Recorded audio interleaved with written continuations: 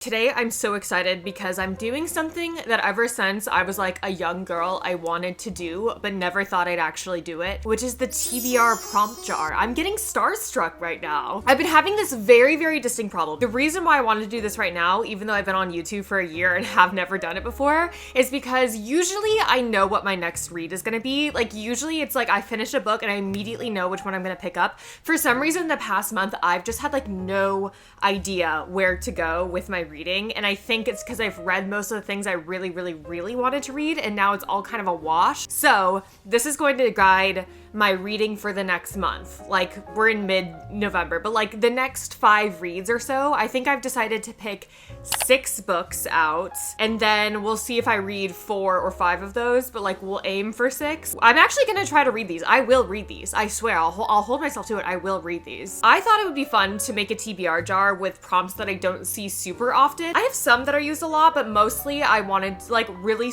oddly specific prompts because I need that level of like nitpicky guidance at this point. I want to go through all the prompts I have in this prompt jar right now. I never thought I'd have a use for this little decorative teapot thing, but now I do. The prompts that I will be choosing from are 1, a cover you don't like. I really love this one. I'm very picky about covers, so we're gonna see. A book out of your comfort zone. A book you think you'll rate 5 stars. Okay, like I had to put that one in there. One of the oldest books on your TBR. A book you've been putting off reading. A sequel. A book older than you. A book with a title you think is corny. Actually, I came up with that one because I'm also picky about that. A book that takes place in winter. A nautical or ocean themed book, because I love those.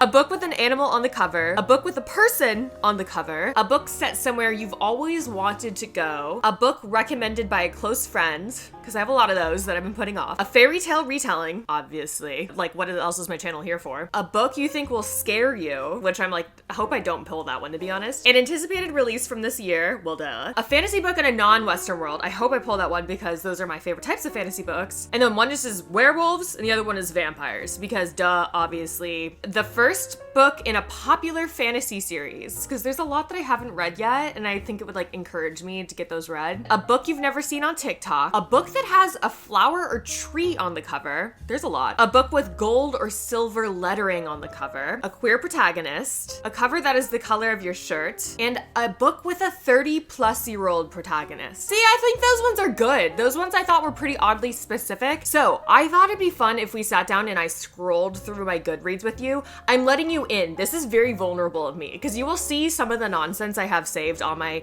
like digital Goodreads TBR. That's like usually how I track all of my TBR. So let's get picking and then we'll scroll through my TBR together and we'll decide together. First book of 6 will be, oh God, it's a book you think will scare you. The one that I thought I said I didn't actually really want to pick. Okay, so a book that I think will scare me. I do have a lot of horror books on here. Let's see. I really want to read The Reformatory. I think this one would really freak me out, and I've heard really good things about it. The only thing is, it's so long, like over 570 pages. That's kind of really a lot, but I really want to read that one. So I'm gonna like put that one on the docket. Oh, this one. I've had this on my TBR a long time. I love like an Appalachian folk horror or any sort of like folk horror book, and I have The Revelator on there. I've like wanted to read that for a really long time. Oh, The Boatman's Daughter also. I've wanted to read that a long time too. I think I want to do Revelator. I think I've been putting that one off for too long. That's like a folk horror book. I think that I'll really enjoy that one. I think I'm going to do that. I think there's like an ancient god in the woods that in this sleepy small town kind of thing. I think I'm gonna do that one. Saying Revelator, I meant Revelator. How about Revelator? Let's do Revelator, because every time I'm in a book slump, something that really pulls me out is like these sleepy town folk horror stories. I absolutely love those. Yay, okay, 1 down. Except for I was like not really hoping for that prompt, to be honest. Next. Ooh, fantasy in a non-Western world. Hell yeah. Oh my gosh, okay, let's consult the text. Ooh, Gods of Jade and Shadow. Let's put a pin in that one by Silvia Moreno Garcia. I've been reading a lot of Silvia Moreno Garcia. Yes, takes place in Mexico. Yes, yes. I kind of want a high fantasy though. Is that one a high fantasy or is that, let me see. I'm open to that one though. That's definitely in there, but I kind of want a high fantasy. I might be missing some too. To be honest, I add things to my TBR based off of vibes. And so like there's honestly a good chance that I actually don't know the description of some of these. Yes, wait, For Shia's Wrath is also one I wanted to read, and that's a Pakistani corny romantasy. I'm kind of down for that, honestly. I think we're gonna do For She Is Wrath for that. Yes, For She Is Wrath. We're gonna do For She Is Wrath non-Western fantasy. Oh wait, hold on. No spoilers. Okay. An anticipated release from this year. Okay, yeah, fair. I mean, that's good. Yes, I do want to read one of those. I wanted to read, and I know this off the top of my head, which is why I'm not even scrolling right now, but I really want to read The Everlasting. I just feel like that is one that I really should read at the moment. I think I'm going to do The Everlasting. I'm going to make this easy on myself. That's one that I intended to read by the end of the year anyway. Let's just do that one because everyone's reading it. I want to be able to give my thoughts on it as well. The Everlasting for an anticipated release from this year. Okay, number 4. Sorry, I'm not looking. I swear I'm not looking. Out of your comfort zone. Oh, brother. I don't know if I want to be out of my comfort zone right now. My brain fog has been bad. No, we have to do hard things sometimes. Let's do hard things. Out of my comfort zone.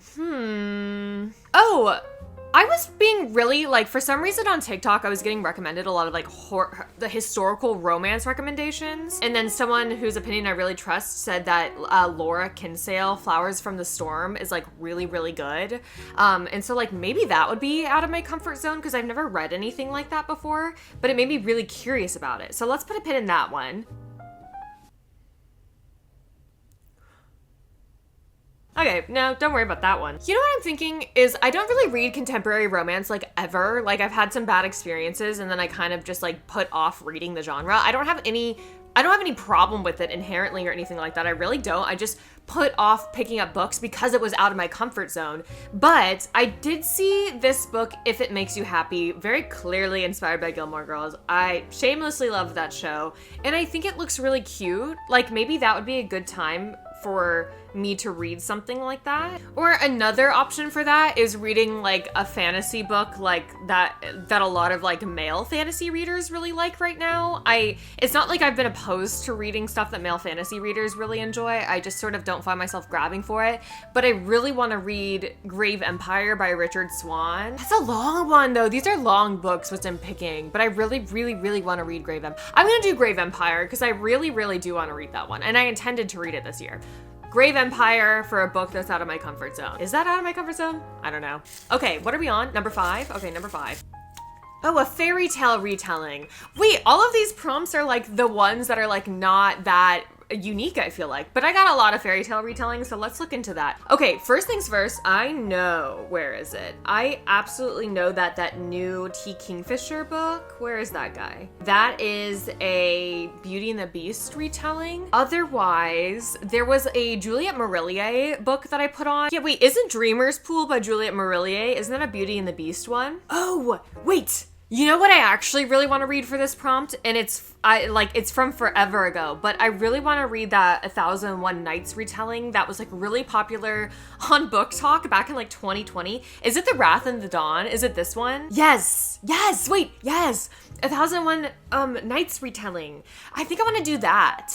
Ooh, this is great. Because I've been really intending to read this. I really, really always wanted to read this one. Oh my God, over 400 pages. Everything is so long. Yeah. The Wrath of the Dawn, that's my choice for a fairy tale retelling. Okay, last. Oh, a book with a person on the cover. Okay. I don't actually think I have that many of these, so let's go back to my TBR. Oh, Fang Fiction? That one has a person on the cover. Assassin's Apprentice. Ooh, Brighter Than Scale, Swifter Than Flame. Oh, and that's a short one too. If I actually like wanted to read those bigger books, it'd be good to do a shorter one. Ooh, wait, this one have hit so many of my prompts actually. A new queer Asian-inspired fantasy novella about a renowned dragon slayer who never takes her armor off in public. Okay, that would be good actually. I've been really wanting to read Fan Service. It was recommended by Cindy. She really loved this. It's like kind of like about this washed up actor who was on a werewolf TV show. Very clearly like a satirical reference to Teen Wolf, which I was in the fandom for, and about this girl who was like a huge fan of it, but meets him later on down the line when he's washed up, and they kind of have a negative interaction. But she has still learned a lot about werewolf lore, and she is the only person that he can turn to when he starts turning into a werewolf and needs help and guidance with that. I really wanted to read that one this year after her recommendation because I was such a huge Teen Wolf fan and it just spoke to me. Put a pin in Fan Service. The Second Death of Locke. Everyone recommended that to me. There's a person on that cover. Oh my god, it's 500 pages. I'm sorry. I'm not the sort of person who could read 5 books over 500 pages on an average month. Oh, I wanted to read The Princess Knight this year also. Okay, I think because the other books are so long, I need something fast and snappy and rom-com-y. I want to read fan service. Thank you, Cindy. We're gonna do fan service for that one. So, to recap, a book that you think will scare you, I've decided to do Revelator, which is a Southern Gothic folk horror about like an ancient entity, I believe. And I also believe this has to do with family trauma as well. Next, a fantasy in a non-Western world. I think we're gonna go with For She Is Wrath, which I'm realizing I didn't tell you what that was about. Whoa, For She Is Wrath is a retelling of the tale of Monte Cristo. I haven't read it, but that's very interesting. She has been in prison for over 300 days for a crime she did not commit, and she has vowed that she will get her revenge on a boy that she once loved and still can't forget. Armed with dark magic and a new identity, Danya enacts a plan to bring down those who betrayed her and her family, even though Mazin stands in her way. Ooh, okay, yes. It's a revenge fantasy with a little bit of a romantic element to it as well, set in a Pakistani-inspired world. Very exciting. Next, for an anticipated release from this year, I have decided that we have to do The Everlasting by Alex E. Harrow, of course, because everyone is reading this right now and I really want to read it. This is about a lady knight whose legend built a nation and a historian who is sent back in time to make sure that she sticks to the plan. My understanding of this is it's very lyrical and beautiful, and it's a story about 2 people who fall in love in various lifetimes and keep finding their way back to each other. I've heard it described as like one of the most romantic, yearning books ever, so I'm really curious about that, and it's on the like lady knight trend train, so I really want to get to that one. A book that's out of your comfort zone. I believe we decided on Grave Empire by Richard Swan. This is about a world on the brink of a revolution where the arcane and magic is outlawed. A plague has broken out in parts of the kingdom and war wages in other parts. It is described as a very grimdark fantasy with really, really nuts creature design that gets really, really scary and eerie at some parts. So I'm really looking forward to that one. I've been looking forward to it. I'm just a little intimidated by the size of it, and also I've never read Richard Swan before, but I think I will like it because I do love like a grim dark fantasy like that. It kind of is reminding me of Between Two Fires in a sense, which is a book I really love. So I think I could really love Grave Empire by Richard Swan. Next was a fairy tale retelling, and we settled on The Wrath and the Dawn.